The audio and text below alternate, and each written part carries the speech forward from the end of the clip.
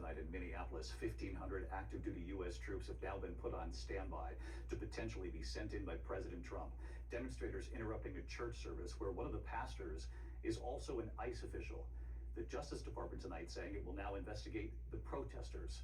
ABC's Matt Rivers from Minneapolis again tonight. Tonight, 1,500 active duty soldiers are on alert for possible deployment to Minnesota. Those troops just on standby for now. The city of Minneapolis remains on edge. After anti-ICE protesters disrupted this Sunday service, the Justice Department says it's now investigating. Protesters targeting the church because one of the pastors is also the director of an ICE field office.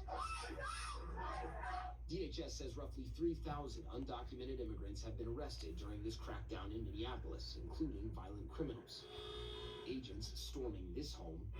The family of the man living there says they terrorized his 5-year-old grandson and never asked for ID before pulling him out in his underwear into the bitter cold, releasing him an hour later. DHS says the man, a U.S. citizen, lived with 2 sex offenders they are still looking for, but his family disputes that, saying he only lives with relatives and none are sex offenders. And new tonight, allegations that some detained by ICE were denied access to legal counsel, including protester William Vermi, a U.S. citizen. Seen here being arrested after filming ICE officers right outside his house.